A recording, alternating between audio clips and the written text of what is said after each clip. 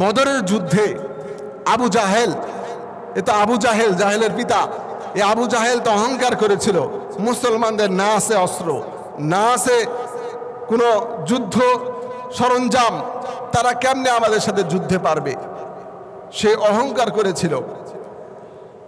অহংকার বশত 1000 সৈন্য নিয়ে বড়াই করতে করতে অহংকার নিয়ে কিন্তু বদরের যুদ্ধে বদর প্রান্তরে এসেছিল। অহংকার করে মুসলমানদের সাথে যুদ্ধ করে মুসলমানদেরকে নিঃশেষ করে দিবে এমন একটা চিন্তা ভাবনা নিয়ে এসেছিল। কথা বলেন ঠিক কিনা? আমার ভাইরা, আবু জাহেল তার নেতাদেরকে নিয়ে বৈঠকে বসে গেল। বসার পর আবু জাহেল বলছিল, মুসলমানদের কোনো অস্ত্র নাই, কোনো হাতিয়ার নাই, যুদ্ধ করার মতো কোনো সরঞ্জাম কিন্তু তাদের নাই।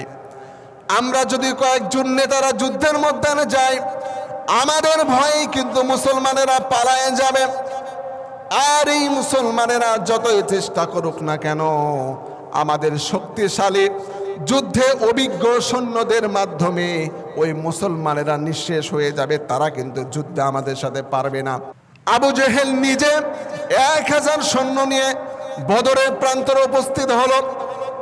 পক্ষান্তরে মাত্র 313 জন সাহাবীদেরকে বিশ্বনবী যুদ্ধের একটা অবস্থা তৈরি করলেন। মুসলমানদের মধ্যে, সাহাবীদের মধ্যে বিশ্বনবী জানায়া দিলেন, তোমরা রব্বুল আমিনের বান্দা, আল্লাহর দাসত্বর জন্য দুনিয়াতে আমরা এসেছি। আল্লাহ আমাদের সব কিছু করতে পারেন, আমাদের না আছে অস্ত্র, না আছে ঘোড়া, না আছে যুদ্ধের সরঞ্জাম, কিন্তু আমাদের কাছে একটা শক্তি আছে, সেই শক্তি হলো ঈমানের শক্তি। ঈমানের বলে তোমরা অটল থাকতে হবে। ঈমানের জোর নিয়ে তোমাদেরকে যুদ্ধের ময়দানে কাজ করতে হবে, যুদ্ধ থেকে পিছপা হওয়া যাবে না।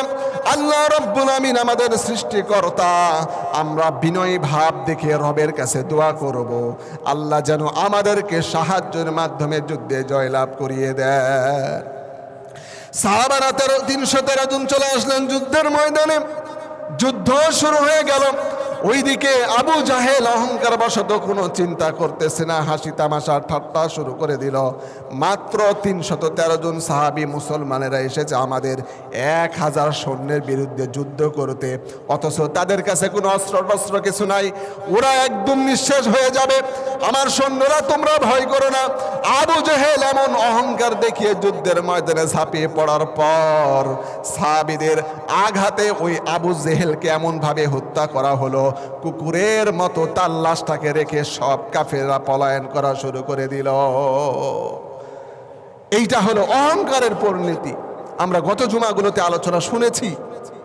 অহংকার করেছিল ফেরাউন, আল্লাহ পাক তাকে নীল নদে ডুবিয়ে হত্যা করেছেন, ধ্বংস করে দিয়েছেন। অহংকার করেছিল কারুন, এত সম্পদ, এই সম্পদের অহংকার করে দুনিয়াতে বেঁচে থাকতে পারে না। অহংকার করেছিল নমরুদ, আল্লাহ পাক তাকে সামান্য মশা দিয়ে দুনিয়াতে একটি উদাহরণ তৈরি করে দিয়েছেন। আমার ভাইরা, আমরা দুনিয়ার জমিনে কয়েকটা বাস্তব কথা বলি। কিছু কিছু বিষয় নিয়ে বাস্তবিক আমরা অহংকার করি এবং খুব সুন্দর ভাষায় অহংকার করি। যেমন মনে করেন, কাউকে যদি জিজ্ঞাসা করেন তোমার ছেলে মেয়ে কয়টা, তো বলবে আমার 2টা ছেলে 1টা মেয়ে। বড় ছেলে রাজশাহী ইউনিভার্সিটিতে পড়াশোনা করে, খুব মেধাবী, খুবই ব্রেন। আবার ছোট যাদের সন্তান, ভাই আমার ছেলের মাত্র 5 বছর, ও এত সুন্দর কথা বলতে পারে, 10 বছরের ছেলেরাও বলতে পারবে না। এ বলে কিনা, এরকম আছে কিনা? নাই, আছে। ছেলেদেরকে নিয়ে আমরা অনেক পিতা অহংকার করি। আমার বাচ্চা, আমার সন্তান, আমার বড় ছেলে ডাক্তার হয়েছে, আমার বড় ছেলে পুলিশের এসআই হয়েছে, আমার মেজো ছেলে আর্মির মেজর। এই যে বিভিন্ন কথা কিন্তু আমরা সন্তানদেরকে নিয়ে অহংকার করি, আছে না? নাই, আছে।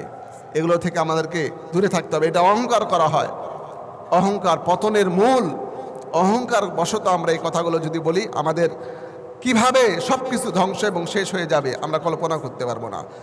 সম্মানিত ভাইরা, কাউকে আপনি হজের জন্য বলবেন, উমরার জন্য বলবেন, তখন এমন স্টাইলে তার হজ করার ব্যাপারটা প্রকাশ করবে, অহংকার করবে। আপনি মনে মনে হাসবেন, আর না হলে বুঝতেই পারবেন না যে সে অহংকার করলো। আব্দুল মুকিম ভাই, কি খবর? আমি তো উমরাতে যাচ্ছি, চলেন যাই। হুজুর কি বলেন? আমাদের গ্রামে সর্বপ্রথম তো আমি হজ করেছি। আমি যখন হজে গেছিলাম হুজুর, কোনো প্রসঙ্গ নাই, ও যে হজ করে সেটা প্রকাশ করার জন্য কয়, হুজুর আমি যখন হজে গেছিলাম আমাদের হজের যে সাথী ভাইরা ছিল সবার চাইতে আমি সবচেয়ে বেশি মক্কাতে যে নামাজ পড়েছি। এই যে সে যে হজ করেছে এটা প্রকাশ করতেছে, কথা আছে ঠিক কিনা বলেন? এভাবেই মানুষ বিভিন্ন ইবাদত নিয়ে কিন্তু অহংকার করে। হুজুর একটা দিনও আমার তাহাজ্জুদ মিস না, প্রত্যেক দিন তাহাজ্জুদ পড়ি, প্রতিদিন আমি নামাজে মসজিদে সবচাইতে আগে যাই। এই যে ইবাদতের ক্ষেত্রে অহংকার বশত মানুষকে দেখায়, হ্যাঁ আমি অহংকার, আমি এত বড় ইবাদতকারী হয়েছি। সম্মানিত ভাইরা, কমন ব্যাপার, সম্পদ নিয়ে তো আমরা অহংকার করি। ভাই আপনার বাসা কোথায়? আমার বাসা বজরপুর। রাস্তা দিয়ে যাওয়ার পরে দেখবেন 5 তলা একটা বড় বিল্ডিং আছে, 2 তলা একটা সুন্দর সাদা বিল্ডিং আছে, ওটা আমার বাড়ি। আমার বাড়ি একদম মোড়ের কাছেই হুজুর। বলে না বলে না বলে না বলে না বলেন বলে। এরপরে ক্ষমতা নিয়ে তো অহংকার, এটা বলার কোনো অপশনই নাই, মানে বলার কোনো ভাষাই নেই, এটা সবাই আমরা জানি। আমরা ক্ষমতা পাওয়ার পরে অনেক অহংকার বশত অনেক কাজ করে ফেলি। আমাদের কিছু কিছু ভাইরা আছেন বিভিন্ন সংগঠনে বড় বড় পদ, ছোট ছোট পদ, বিভিন্ন পদে পদ পাওয়ার পরে অহংকার আর ভাবে এখন তাদের আশেপাশে আর যাওয়া যায় না। আমি অমুক হয়েছি তমুক হয়েছি, মিডিয়া ডাকো, এই করো সেই করো, বাপ রে বাপ, অনেক বড় কিছু হয়ে যায়। সম্মানিত ভাইরা, আমাদের আরেকটা বিষয় আছে, অহংকার দেখেন কেমনে হয়। আমরা বিভিন্ন সময় ভিডিও দেখি, মোবাইলে ভিডিও, ফেসবুকে ভিডিও আসে। আমরা যুবকরা যখন বাইক চালিয়ে বিভিন্ন জায়গায় যায়, অনেক সময় সার্জেন্টরা কিন্তু মোটরসাইকেল ধরে হেলমেট না থাকলে, তখন ওরা বলে কি আমার হেলমেট লাগে না, আমার ড্রাইভিং লাইসেন্স লাগে না, একটা ভাব নিয়ে থাকে। কেন? তো আমার মামা হলো এমপি, আছে না নাই? আছে। আমার খালু অমুক পৌরসভার চেয়ারম্যান, মেয়র, পুলিশের এসআই আমার বড় ভাই, আমার আবার হেলমেট লাগে নাকি? একটা ভাব নিয়ে থাকে, অহংকার দেখা, আছে না নাই? কথা বলেন, আছে। এই ধরনের অহংকারগুলো থেকে বেঁচে থাকতে হবে। ব্যবসা বাণিজ্য চলাফেরার ক্ষেত্রে আমরা অহংকার দেখাই। যুবকেরা তো আবার ব্র্যান্ডের একটা ঘড়ি কিনলে, দেখছো মোর ঘড়িটা একদম সৌদি আরবের অ্যারাবিয়ান ঘড়ি ব্র্যান্ডের, তোরটার দাম কত রে, আমারটার দাম 3000, আছে না নাই? এই যে অহংকার, এগুলো থেকে বেঁচে থাকতে হবে ভাই। এ ধরনের অহংকার যদি আমরা করি, আমাদের আমলগুলো ধ্বংস হবে, আমাদের জান্নাতে যাওয়ার পথ বাধাগ্রস্ত হবে, জাহান্নামের মধ্যে আমাদেরকে যেতে হবে। এই জন্য মুহতারাম ভাইরা, সর্বহালতে আমরা অহংকার থেকে বেঁচে থাকার চেষ্টা করি। আল্লাহ পাক তৌফিক দান করুক। তাহলে আমরা সূরা বাকারার 34 নম্বর আয়াতে কারিমা থেকে যে শিক্ষা নিলাম, যে শিক্ষা দেখলাম, আল্লাহ রাব্বুল আমিন আদম আলাইহিস সালামের বৈশিষ্ট্য প্রকাশ করলেন বিনয়ী, আর আজাজিল ইবলিস শয়তানের বৈশিষ্ট্য ছিল অহংকার করা, যুক্তি পেশ করা। এই কারণেই কিন্তু আল্লাহ পাক আজাজিলকে ইবলিস এবং আল্লাহর লানত দিয়ে সারা জীবনের মনে ধ্বংস করে দিয়েছেন, ঠিক কিনা বলেন? পক্ষান্তরে হযরত আদম আলাইহিস সালামকে আল্লাহ পাক শ্রেষ্ঠত্ব দান করলেন, আশরাফুল মাখলুকাত হিসাবে ঘোষণা প্রদান করলেন।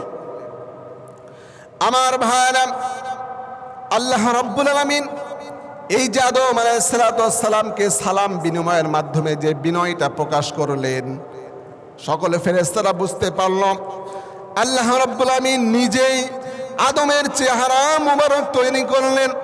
আল্লাহ রাব্বুল আমিন নিজেই আদম আলাইহিস সালামের দেহের মধ্যে রূহ ফুঁকে দান করলেন, রূহ দিয়ে দিলেন এবং আদমের দ্বারা এটা প্রকাশ করালেন মানব সমাজে আশরাফুল মাখলুকাত কেন হবে তারা, তাদের বিনয়ী এই গুণবাচক অবস্থাটা যেন প্রকাশিত হয়। এটার জন্যই কিন্তু রব্বুল আলামিন নির্দেশ দিলেন, ফেরেশতারা তোমরা আদমকে সিজদা করো। তার কারণ হলো এই আদমকে আমি আল্লাহ রব্বুল আমিন আশরাফুল মাখলুকাত, সৃষ্টির সেরা জীব হিসাবে ঘোষণা দিয়ে দিলাম। সুবহানাল্লাহ।